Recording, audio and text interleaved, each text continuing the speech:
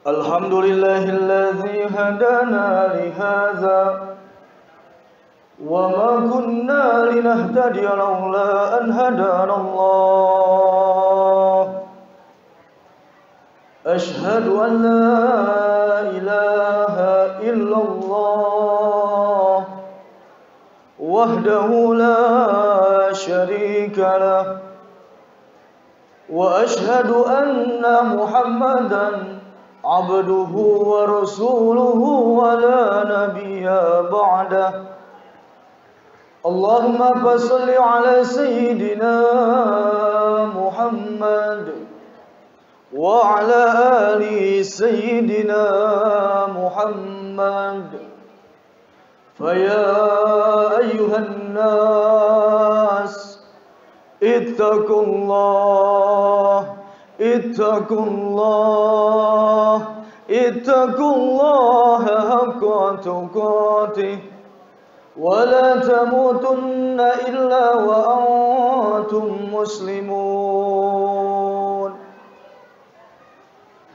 Saudara kaum muslimin wa jumratas sholihin rahimakumullah, sidang Jumat yang berbahagia, mulia, terhormat dan yang dihormati Allah. Rahimakumullah la'allakum tattaqun. Alhamdulillah, pada siang hari yang sangat indah ini, mari sama-sama kita posisikan diri kita sebagai abdan syakura, yaitu hamba-hamba Allah yang pandai bersyukur terhadap nikmat Allah Subhanahu wa ta'ala. Karena alhamdulillah sampai dengan detik ini Allah masih memberikan kepada kita berbagai macam kenikmatan, terkhusus nikmat yang teramat besar yang Allah berikan kepada kita, yaitu nikmat iman dan nikmat Islam.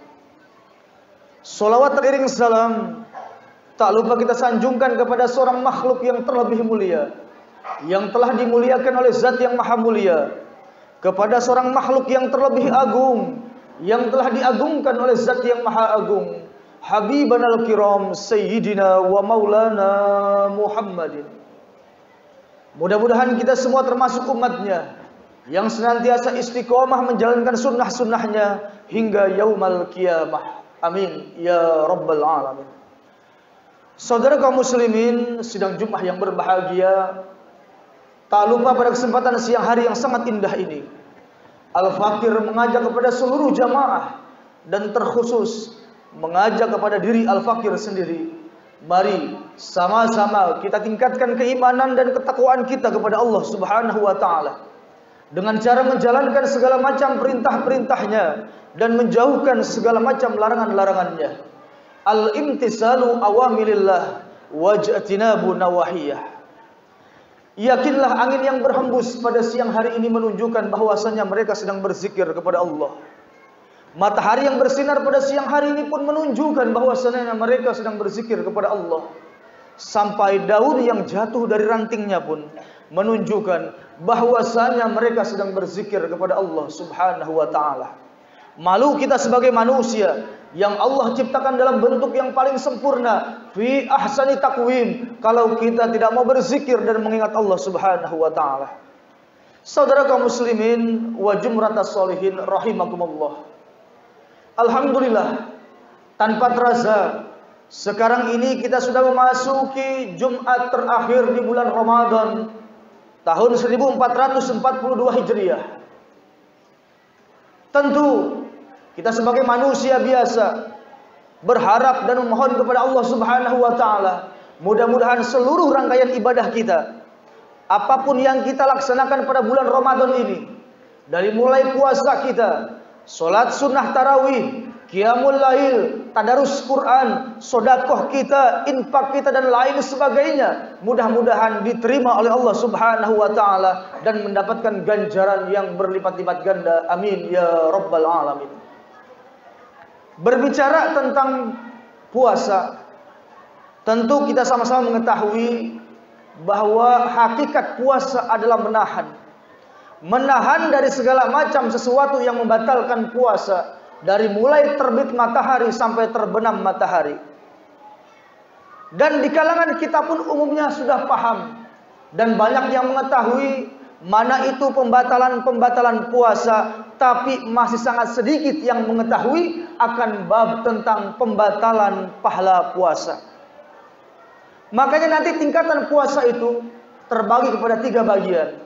Ada puasa am, puasa khawas, dan kemudian ada yang dinamakan dengan puasa khawas bil khawas. Apa itu puasa am? Puasa am adalah kebanyakan kita pada umumnya puasa hanya sekedar menahan lapar, haus, dan dahaga. Terlebih daripada itu semua, ternyata tidak mendapatkan pahala dari Allah Subhanahu wa Ta'ala. Banyak sekali di antara kita yang terkadang berpuasa, dia mampu untuk menahan lapar, dia mampu untuk menahan haus dan dahaga, tapi ternyata pahalanya tidak didapatkan dari Allah Subhanahu wa Ta'ala. Karena salah satunya yang belum kita pahami adalah tentang pembatalan pahala puasa. Inilah yang terkait tentang amaliyah batin kita, yang terkait tentang amaliyah batin, penyakit-penyakit hati yang ada dalam diri kita, baik itu berupa buruk sangka, dan itu fitnah, ghibah, dan lain sebagainya, yang nanti akan menyebabkan pahala puasa kita hangus dan tidak ada mendapatkan apa-apa dari Allah Subhanahu wa Ta'ala. Maka dari itu penting untuk kita pada hari ini, tidak ada kata terlambat. Walaupun Ramadan tinggal di ujung hari, tapi insya Allah di waktu yang tersisa ini, mari sama-sama yarju ilallah, mari sama-sama kita kembali kepada Allah Subhanahu wa Ta'ala. Sungguh wahai saudara, euforia Idul Fitri telah melalaikan kita dari ibadah-ibadah di 10 akhir Ramadan, di mana Ramadan itu terbagi kepada 3 bagian. 10 hari pertama, maka ini dalam sebuah pertandingan disebut dengan babak penyisihan. Banyak sekali grup-grup yang datang, yang ada karena memang masih dalam tahap penyisihan. Nanti ketika masuk babak semifinal, maka mulai berguguran. Masjid yang tadinya ramai mulai semakin sepi. Musola yang tadinya terdengar banyak tilawah Quran, tadarus Quran, sekarang sudah mulai sunyi. Dan inilah penyakit-penyakit di akhir Ramadan, di mana orang sudah mulai sibuk mempersiapkan tentang hari kemenangan, padahal kemenangan tersebut tidak akan mungkin ada tanpa adanya sebuah pertandingan. 10 hari terakhir inilah yang disebut dengan babak final, di mana inilah yang sangat menentukan. Sesuai dengan sabda Nabi, man shoma ramadhana imanan wa ihtisaban ghufira lahu ma taqaddama min dzambi.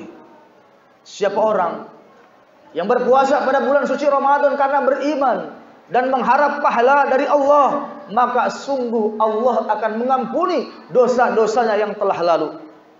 Makanya jelas ketika memasuki Idul Fitri disebut dengan hari kemenangan dan dikatakan kembali kepada kesucian. Buat siapa? Untuk orang-orang yang konsisten menjalankan rangkaian ibadah selama bulan suci Ramadan. Saudara kaum muslimin wa jumratus sholihin, sidang Jumat yang berbahagia. Dan sebagaimana firman Allah Subhanahu wa Ta'ala pada surah Al-Baqarah ayat 183, yang pada titik akhir daripada ayat ini adalah la'allakum tattaqun. La'allakum di sini bermakna adalah litaraji, yang berarti sebuah pengharapan. Apa harapan kita? Menjadi orang-orang yang bertakwa. Takwa, ta, qaf dan waw, tak berarti takut kepada Allah. Jadi sama-sama mari kita introspeksi diri kita. Apakah Ramadan ini sukses atau tidak? Maka semua tergantung dari apa yang membekas dalam diri kita sepeninggal Ramadan nanti. Yang pertama, sepeninggal Ramadan semakin besar rasa takut kita kepada Allah Subhanahu wa Ta'ala. Semakin besar rasa taat kita kepada Allah, dan kita tidak akan pernah menyia-nyiakan kesempatan untuk beribadah kepada Allah Subhanahu wa Ta'ala. Ini poin yang pertama. Poin yang kedua adalah qaf, dari kata takwa yang berarti qanaah. Apa makna qanaah? Berarti merasa cukup terhadap pemberian Allah Subhanahu wa Ta'ala. Sekarang Mari sama-sama kita muhasabah diri, kita introspeksi diri. Demi Allah, wahai saudara, sekarang ini banyak orang yang sudah tidak ingat dan lupa dengan kata qanaah. Kenapa? Karena disibukkan dengan berbagai macam perkara-perkara dunia. Apalagi disibukkan dengan berbagai macam pola pemikiran yang akhirnya merubah mindset kita akibat berbagai macam penyakit, virus dan sebagainya. Yang salah satunya yang sekarang membuat mindset kita berubah terhadap agama kita sendiri adalah tentang virus COVID-19. Ayo sama-sama pertebal ketauhidan kita kepada Allah Subhanahu wa taala. Jelas Al-Imam Ibnu Ruslan mengatakan dalam kitab Zubadnya, "Awwalu wajibin 'alal insan ma'rifatul ilahi bistiqon." Permulaan yang wajib bagi seorang hamba adalah ma'rifatullah, mengenal Allah, sandarkan segala macam yang kita lakukan semata-mata atas dasar mencari keridhaan Allah, dan sandarkan dengan seyakin-yakinnya bahwa Allah lah yang menciptakan kebaikan, Allah yang memberikan keburukan, Allah yang menciptakan penyakit, Allah yang punya segala-galanya. Maka serahkan semua kepada Allah. Tugas kita sekarang adalah bagaimana caranya kita mempertebal rasa keimanan dan ketakwaan kita kepada Allah Subhanahu wa taala dengan jalur qanaah. Selanjutnya poin yang terakhir adalah wauh, yang berarti waro. Apa makna waro? Berhati-hati. Orang yang digembleng selama 1 bulan penuh, maka sepeninggal Ramadan akan melekat dalam dirinya sifat waro. Berhati-hati. Jelas kata Nabi, al-halalu bayyinun wal haramu bayyinun. Yang halal itu jelas dan yang haram juga jelas. Tapi ingat, hati-hati, di antara halal dan haram ada yang namanya mutasyabihat, perkara yang ragu-ragu dan masih samar-samar. Bagi orang-orang yang lulus dalam ujian Ramadannya, maka demi Allah, dia akan senantiasa melaksanakan dan memakan sesuatu yang memang jelas hukumnya. Dan pastinya dia akan meninggalkan segala sesuatu yang memang diharamkan oleh Allah. Ingat, hukum syariat dari mulai wajib, haram, sunnah, makruh, mubah, sahih dan batil, itu semua adalah rambu-rambunya Allah untuk kita hambanya. Wajib laksanakan, berarti di situ ada perintah untuk kita. Ketika ada pengharaman, jauhkan dengan sejauh-jauhnya. Ada sunnah, berarti kerjakan. Ada peluang ibadah, kerjakan. Dan nanti ada bab makruh yang dibenci oleh Allah Subhanahu wa taala. Dan sahih dan batil menjadi penentu amaliyah kita diterima atau tidaknya di hadapan Allah Subhanahu wa taala. Mudah-mudahan kita bermohon kepada Allah Subhanahu wa taala di akhir penghujung Ramadan ini, Allah tambah keimanan kita kepadanya. Kita mohon kepada Allah Subhanahu wa taala segala macam belenggu-belenggu syaitan. Terkadang kita suka bertanya, setan dibelenggu, tapi kok kenapa? Pada nyatanya selama Ramadan ini masih terdapat banyak sifat-sifat syaitaniyah dalam diri kita. Ini adalah merupakan bentuk halusinasi kita dan bentuk nostalgia kita terhadap amaliyah-amaliyah setan yang 11 bulan kemarin kita lakukan. Makanya ketika Ramadan tidak bisa kita hilangkan. A'udzubillahi minasyaitonirrajim. Bismillahirrahmanirrahim. Dengan kalimat ta'awuz, mari dengan sebenar-benarnya kita bermohon kepada Allah dari segala macam perlindungan terhadap sifat-sifat syaitaniyah yang terdapat dalam diri kita. Dan mudah-mudahan Allah selamatkan kita semuanya daripada siksa api neraka, dan sepeninggal Ramadan ini kita dijadikan sebagai pemenang yang diampuni seluruh dosa-dosa kita seperti anak yang baru dilahirkan. Amin ya rabbal alamin. Barakallahu li wa lakum fil Qur'anil azim wa nafa'ani wa iyyakum minal ayati wa dzikril hakim. Aqulu qawli hadza li wa lakum fastaghfiruhu innahu huwal ghafurur rahim.